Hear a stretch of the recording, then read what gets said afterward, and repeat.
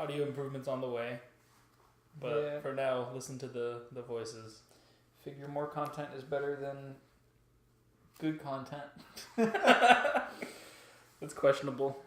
Something is definitely better than nothing. But so the other night we watched, and I had seen it a couple of days prior to that, but it was a movie called The Voices that's on Netflix. It's starring Ryan Reynolds and Anna Kendricks and really just Ryan Reynolds. Yeah, really Ryan Reynolds is like he's the star of the show. Yeah. So yeah. He had 3 parts in that movie. Yes, he did. Which I love the fact that he did voice the animals because that. So quick overview. To it, yeah. He's a psychopath who hears voices, and the voices he hears, he embodies them to his pets. One's the dog, who sounds like Hank Hill. Yeah. And then one's the cat, who sounds like any Scottish person. What's the dude's name? Anyway, we watched The Voices. The cat is Scottish, and the dog is like a Hank Hill. Just accent, but they're all voiced by Ryan Reynolds, which he did an amazing job. Yeah, it's a good vocal range, but the fact that it's still him in the end actually helps it for the story. Yeah. Because it is his voices in his head that are embodying his animals. So it makes total sense to me. We were watching this movie, my girlfriend and I were sitting down, we were watching this movie, and it was fine so far. A little quirky, it's Ryan Reynolds, so, it's enjoyable, it's laughable, it's a little strange, but, likable. Yeah, pretty innocent in the beginning, like, he's a good character. As soon as the cat opens his mouth for the first time, and you see him talk. Well, actually, the first time the cat talks, you don't see him. Yeah, and they did that on purpose. That way, there's still some mystery to it. Yeah, you think he's living with someone, and he closes the door. As soon as he gets home the second time, then that's when, bam, your Bosco the dog kicks in. You're like, oh, that's this dog, and then you hear the cat talk. You're like, oh, that was the voice earlier. Yeah. Okay. So I like that element to it. The other thing that I liked about it was it kind of babied you into how dark everything is. It originally makes you think that it's set in this kind of almost alternate universe where everybody's happy and Milton is this awesome place to be, and everybody, everything's kosher, everything's fine. But then the moment that stuff starts to go wrong, it slowly eases you into the fact that no, this is set in our world. Yeah, it's just a really, really happy version of what he's seeing. Yeah. And he even talks as therapist, and then she's like, yeah, you gotta take the pills, and she's really nice. Like, you start to like, okay, she can make him better. That's what you're thinking. And then it slowly just kind of derails itself. Well, for me, as soon as we got to the therapist for the first time, I started picking up on what was going to happen at the end of the film. Like, I basically called it in my head at that point.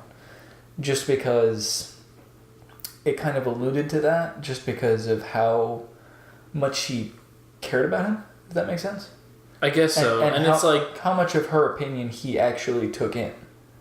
He took in all of her opinion, but he couldn't execute any of it. Like, he doesn't listen, but like he actually listens to what she has to say. And I feel like... And he vocally agrees with her. Just knowing Ryan Reynolds and knowing, like, his style of movie and stuff and acting, you're definitely like, okay, I know what's going to happen. I know it's going to derail itself at the end of this movie. Yeah, like, it's but definitely not don't know how. Perfect, but...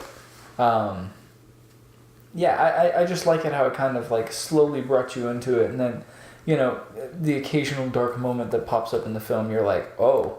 Well, the first dark moment, I guess spoilers now, the first dark moment is immediately like when he hits the deer when he's driving, and the deer's like, kill me, man, kill me. Lucifer is the fourth angel. Yeah, and he kills the deer and he goes, it's Lucifer, he's the fourth angel. He's a fallen angel. And then she runs.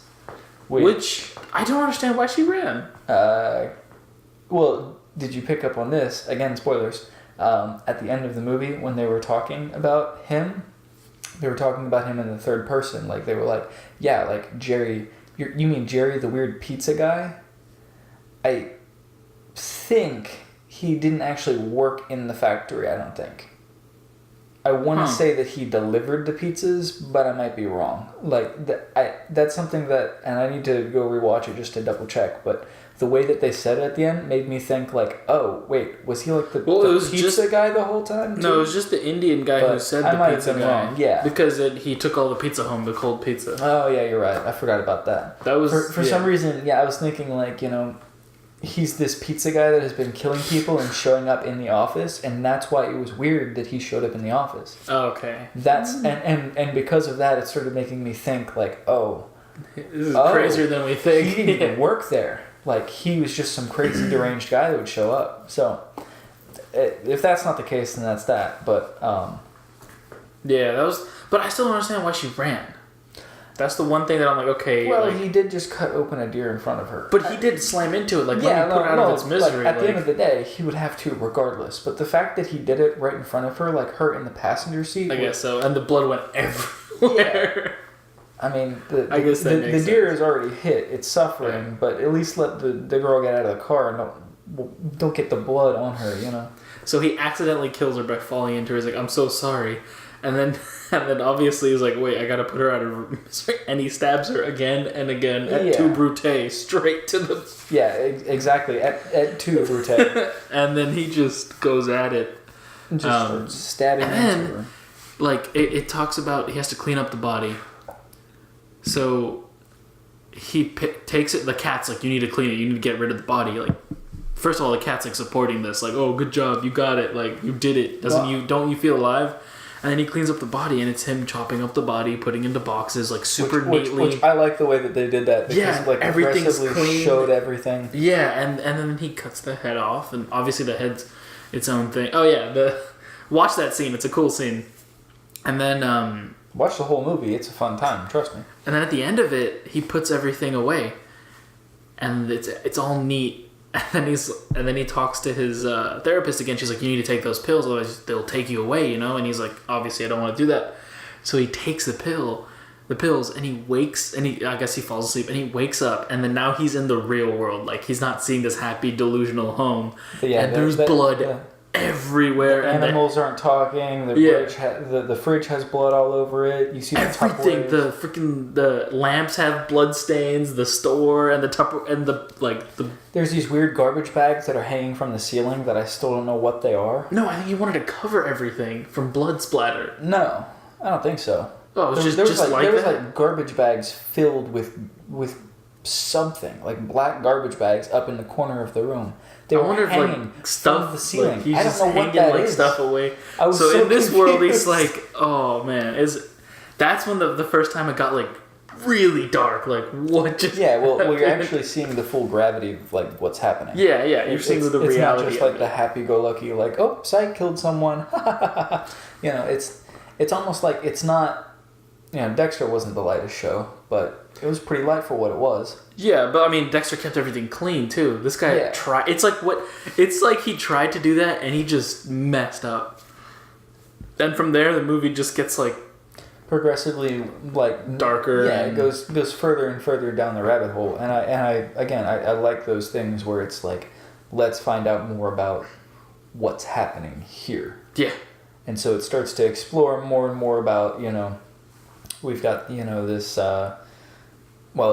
He's basically taking all of the accounting girls one by one throughout the whole movie. Well, and the other thing that happens is that it's not just limited to those two voices. Now the person he killed has a voice. Yeah. And it was his girlfriend, it was the girl he liked. I can't remember her name. It's the English one. The English girl that he liked. But now she has a voice, so he can hear more voices, and it's getting darker and darker. And she's like, "I need a friend," and the cat's like, "Kill another person." Well, I like it how when the girl's head was introduced, their characters changed. Their characters were constantly changing based on what Jerry's emotions were feeling at the time. Like the characters didn't say the same thing every single time, except for Bosco. Bosco was always saying the same thing until he says, "You know what? I think you've lost it, Jerry." Like, But.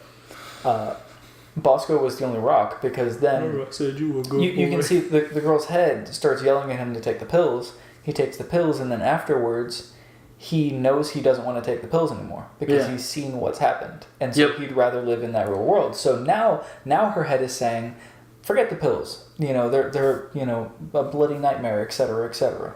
So now the voices are starting to change what they're saying based on what he's feeling, and so that's just another level of these aren't real characters. Oh, and he also didn't do the voice of the girl. I just realized that. Yeah, obviously. Yeah. I don't think it has any meaning, but it's the other thing. Towards the end of the movie, the therapist said, "Look, we all hear voices. You don't have to do what they say." Yeah. So those voices are literally just his conscience. Like when you're deciding something, oh, should I take a left or should I take a right? Like we hear those voices in our head, but his are louder, I guess you could say, and he doesn't know how to say no. Yeah, he doesn't know how to say no. Because the cat says, do this. The dog says... He never actually tells him what to do. No, the dog never gives a command. Yeah. The cat is always saying, kill someone else. And he's saying no, but the cat's obviously overpowering him. But the other thing that I liked was later on in the film, the cat's character, quote unquote, changed. Because it used to be, go kill somebody else. That's you need to go kill someone. Yeah. But really what his message wasn't, you need to be evil, you need to be, you need to be evil, you need to be whatever. Instead, it was more of, you are what you are. Yeah. Just roll with that. Just roll with it, yeah. And I like that. That was better than just kill people because they need to die. You need to kill people because that's how you feel alive. No, it was a legit conscience. Like, hey, you've done it. Like, we can do it again.